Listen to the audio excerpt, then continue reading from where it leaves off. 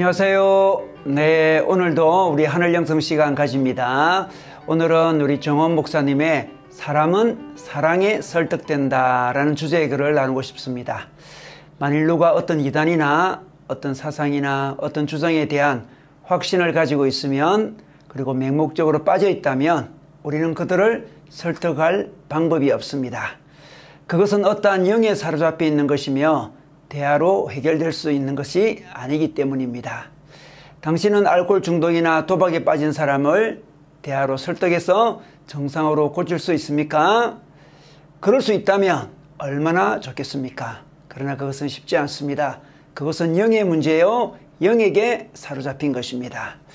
그러나 만일 어떤 사람이 기가 얇은 편이고 그쪽 이단에 확실하게 빠져 있는 것이 아니라면, 아직 다른 이들의 말을 들을 수 있는 상태라면 그때는 어느 정도 권면이 가능할 것입니다. 요컨대 설득이 가능하냐의 여부는 그 사람이 어느 정도 깊이 들어갔느냐에 따라 달린 것입니다. 어떤 이가 자기의 의지로 그것을 굳게 원한다면 그것을 바꿀 방법은 없습니다. 그러므로 나는 누가 다른 사람을 설득해서 그들을 변화시키겠다고 마음을 먹는 사람이 있다면 말리고 싶습니다. 그것은 별로 자연스러운 방법이 아닙니다. 복음 전도란 상대방을 설득하는 것이 아니며 준비된 사람들에게 복음을 전하는 것입니다.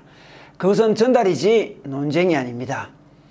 TV에서 하고 있는 정치 토론을 가끔 본 적이 있는데 그것은 정말 살벌한 싸움과 같았습니다. 초청받은 사람들은 일방적인 자신의 주장을 펼 뿐 상대방을 배려하는 부분을 보기가 힘들었습니다. 감정을 자제하지 못하거나 상대방에 대한 비난으로 이어지는 경우가 많습니다. 그런 토론은 상대방을 변화시킬 수 있습니까? 물론 없습니다. 그것은 서로의 감정을 상하게 할 뿐입니다. 그리고 그것을 보고 있는 사람들의 마음도 같이 상하게 될 것입니다. 사람은 논리에 의해서 설득됩니까? 아닙니다. 사람은 자기가 좋아하는 것에 의하여 설득됩니다. 그러므로 똑같은 논리에 의해서도 결론은 다르게 나기 마련입니다. 사람은 자기가 좋아하는 사람이 도둑질을 했다면 그가 얼마나 상황이 힘들었으면 도둑질을 했겠느냐 생각하여 그를 더 좋아하고 불쌍히 여기게 될 것입니다.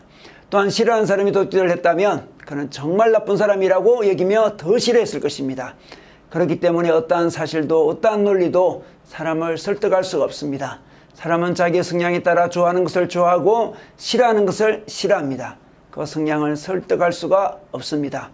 어떤 사람이 논리에 의하여 꼼짝 못하고 케오피아를 당했다고 합시다. 그는 진정 굴복한 것입니까? 아닙니다. 그의 안에는 더욱더 더 큰 적개심으로 가득 차게 될 것입니다. 예수께서 바리새인과 서기관들이 속으로 악한 생각을 하시는 것을 아시고 지적할 때 그들은 깨달았습니까? 아닙니다. 그들은 밖으로 나가서 어떻게 하면 예수를 죽일까 의논했습니다. 바른 지적을 받는다고 사람이 변화되는 것이 아닙니다. 그것은 각자의 성향과 선택에 달려있는 것입니다. 어떤 칼럼니스트의 글을 읽어본 적이 있습니다. 예리하면서도 선명한 논리로 많은 이들이 속이 후련하다고 평을 하고 있는 사람이었습니다. 어떤 사람의 잘못된 것을 하나하나 조목조목 짚어서 비판하는 글이었습니다. 그런데 그 글을 읽고 저는 이런 생각이 들었습니다. 이 말은 다 옳다. 그런데 만약 이 글의 대상이 이 글을 읽는다면 어떻게 생각할까? 이 논리에 굴복해서 자신의 가오를 뉘우칠까? 아니면 원수처럼 생각하게 될까? 저는 아마 두 번째일 가능성이 많다고 생각합니다. 그것은 대부분의 사람이 그럴 것입니다. 우리를 향해서 날카롭고 변명의 여지가 없는 논리의 공격이 있을 때 우리들은 아마 그 말에 굴복하는 것보다 분노하는 것이 더 쉽지 않겠습니까? 사람은 논리에 의해서 굴복되지 않습니다. 오직 사랑에 의해서 굴복됩니다. 사람은 자기가 좋아하는 것에 굴복되며 또한 자기가 좋아하는 사람에 의하여 굴복됩니다. 그러므로 우리가 어떤 사람을 좋아하고 사랑하고 사랑스러이 여기지 않는 한 우리는 그 사람을 굴복시킬 수 없습니다. 설득이나 논쟁은 정말 좋지 않은 것입니다. 그것은 일시적으로 성공했다고 하더라도 반드시 다른 후유증을 낳게 됩니다.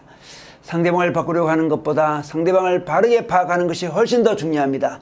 상대와 싸우기보다 상대를 이해하는 쪽이 더 나은 것입니다. 사람은 사랑에 의하여 설득되는 것을 기억하는 오늘 하루 되시기를 우리 주님의 이름으로 축복합니다.